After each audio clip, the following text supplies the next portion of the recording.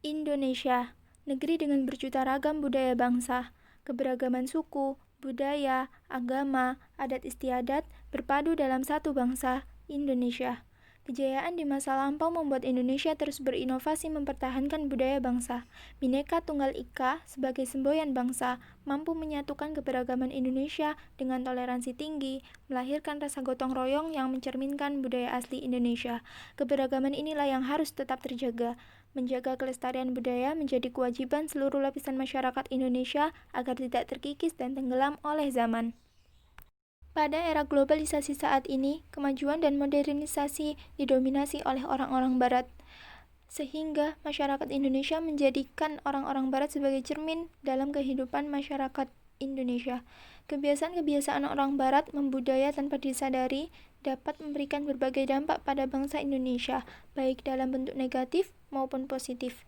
Kehidupan bebas di negara Barat cenderung merusak moral dan melanggar norma-norma yang ada di Indonesia, sehingga dampak paling dapat dilihat adalah dari banyaknya penyimpangan yang terjadi di Indonesia, terutama pada para remaja yang sering kali membangkang dan menginginkan kebebasan seperti kehidupan orang-orang Barat, mulai dari cara berpakaian atau gaya hidup, hingga pada pergaulan terhadap lawan jenis.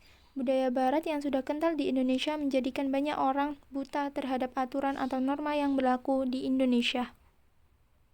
Itulah mengapa sangat penting untuk mempelajari dan memahami dengan baik tentang kebudayaan-kebudayaan yang ada di Indonesia.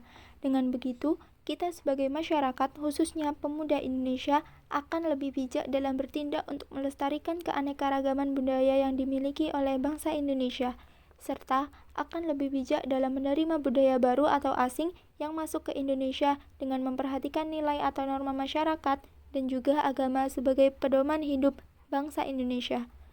Untuk lebih rincinya dalam memahami tentang budaya asing yang masuk ke Indonesia, mari kita pelajari selengkapnya dalam presentasi dengan tema materi pengaruh agama dan budaya Barat di Indonesia.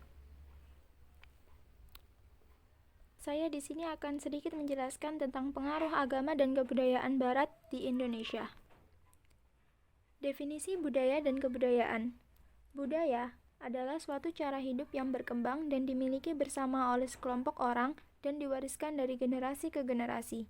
Budaya terbentuk dari banyak unsur, diantaranya yaitu sistem agama dan politik, adat istiadat, bahasa, perkakas, pakaian, bangunan, dan karya seni. Sedangkan kebudayaan adalah sesuatu yang akan mempengaruhi tingkat pengetahuan yang meliputi sistem ide atau gagasan yang terdapat dalam pikiran manusia, sehingga dalam kehidupan sehari-hari, kebudayaan bersifat abstrak.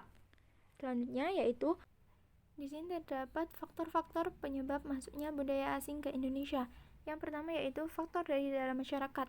Perkembangan teknologi merupakan pemanfaatan teknologi yang mendunia yang memudahkan orang untuk mudah mengakses segala bidang melalui internet. Yang kedua yaitu lifestyle.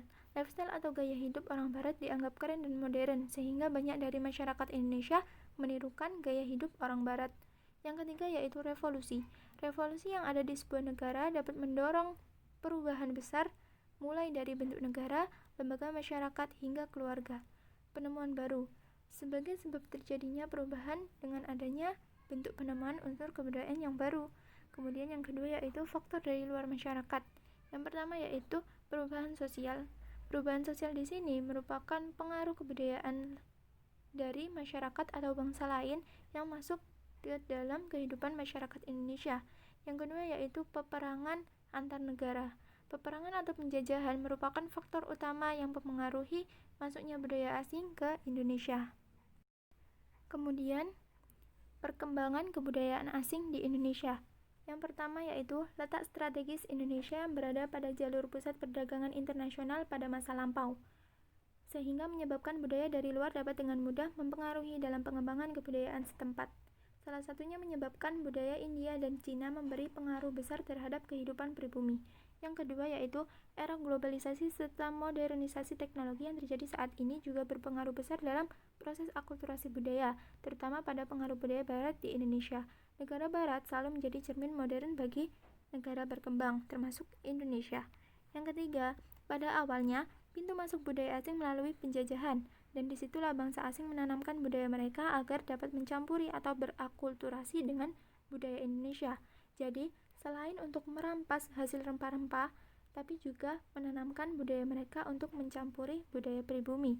Yang keempat, pintu masuk kebudayaan asing saat ini dilakukan melalui kemajuan teknologi dan informasi. Intervensi informasi yang tidak terbendung dan tidak ada batasan ruang dan waktu.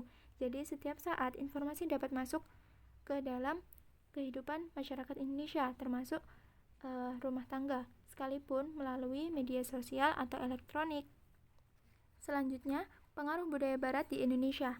Yang pertama, kebudayaan Indonesia semakin memudar secara perlahan seiring dengan berkembangnya teknologi yang mampu mengubah pola pikir dan perilaku masyarakat Indonesia, sehingga berdampak negatif terhadap budaya asli Indonesia. Dengan berkembangnya budaya asing di Indonesia, itu dapat mengkikis budaya asli Indonesia sendiri. Kemudian yang kedua yaitu perubahan gaya hidup masyarakat Indonesia, terutama para remaja yang menganggap bahwa budaya Indonesia masih jauh dari modernisasi, sehingga lebih menyukai budaya Barat. Kemudian, hilangnya nilai-nilai Pancasila, moral dan kesopanan pada diri para pemuda Indonesia. Yang keempat yaitu mempengaruhi kehidupan sosial dan politik bangsa Indonesia. Selanjutnya, dampak positif. Jadi dari masuknya budaya asing ke Indonesia memberikan dampak positif diantaranya yaitu perubahan tata nilai dan sikap. Tata nilai dan sikap masyarakat Indonesia berubah dari irasional menjadi rasional. Kemudian yang kedua yaitu berkembangnya ilmu pengetahuan dan teknologi, sehingga memudahkan masyarakat dalam beraktivitas dan berkomunikasi sekalipun dari jarak jauh. Yang ketiga yaitu tingkat kehidupan yang lebih baik. Selanjutnya, dampak negatif dari masuknya budaya asing ke Indonesia yaitu yang pertama, pola hidup konsumtif. Pola hidup konsumtif masyarakat Indonesia sering kali membeli sesuatu secara berlebihan atau tidak terencana hanya karena keinginan atau hasrat sementara yang tidak terlalu penting dan tidak terlalu dibutuhkan. Yang kedua yaitu sikap individualistik.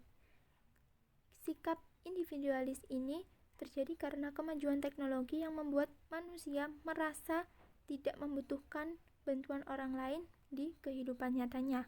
Yang ketiga yaitu gaya hidup kebarat-baratan. Gaya hidup orang barat dapat mempengaruhi dan merusak moral serta melunturkan kebudayaan asli Indonesia seperti nilai kesopanan, cara berpakaian dan bersikap yang baik dan lain sebagainya. Kemudian yang keempat yaitu kesenjangan sosial. Kesenjangan sosial ini merupakan perbedaan masyarakat yang mampu mengikuti arus globalisasi dan ada pula yang tidak mampu mengikuti arus globalisasi. Hal ini menyebabkan terjadinya kesenjangan sosial karena adanya rasa perbedaan antara yang hidup modern dengan yang tidak. Kemudian, di sini ada contoh perilaku menyimpang remaja Indonesia akibat pengaruh budaya asing. Di sini ada contoh kasus pelecehan seksual remaja di Palembang. Jadi menceritakan atau memberitakan mengenai RZ yang berusia 17 tahun yang melakukan pelecehan seksual terhadap R, 13 tahun. Hal ini menunjukkan bahwa penyimpangan sudah mempengaruhi moral para remaja di Indonesia. Kemudian cara mengatasi dampak negatif dari masuknya budaya asing. Yang pertama yaitu peranan pemerintah. Pemerintah dapat mengambil kebijakan strategis melalui penataan ulang sistem negara, terutama pendidikan, untuk mengajarkan dan menanamkan nilai-nilai Pancasila dan rasa cinta tanah air, juga pendidikan keagamaan yang bisa jadi pembiasaan yang baik untuk para pelajar sebagai penerus bangsa. Yang kedua yaitu peranan tokoh agama dan budaya. Jadi peran para ulama dan budayawan melalui program keagamaan dan juga program kebudayaan itu sangat strategis untuk mengangkal masuknya budaya asing dalam masyarakat, khususnya para generasi muda. Yang ketiga yaitu peran orang tua dan keluarga. Keluarga merupakan lingkungan yang paling dekat dalam kehidupan manusia, terutama anak-anak. Peran orang tua sebagai penanggung jawab masa depan anak, sehingga hendaknya lingkungan keluarga dapat berkontribusi terhadap kualitas perilaku atau akhlak anggota keluarganya, terutama anak-anaknya. Tindakan antisipasi untuk menghadapi pengaruh budaya asing. Yang pertama, bersikap kritis dan teliti. Yang kedua, berilmu pengetahuan luas. Yang ketiga, menyesuaikan dengan norma-norma yang berlaku di Indonesia. Yang keempat, menanamkan nasionalisme dan cinta tanah air. Yang kelima yaitu meningkatkan keimanan dan ketakwaan. Sekian Dari saya, Vita Larasati Oktavia Abdillah, dari kelas B PGMI Angkatan 2019 semester 3 UIN Maulana Malik Ibrahim Malang. Terima kasih.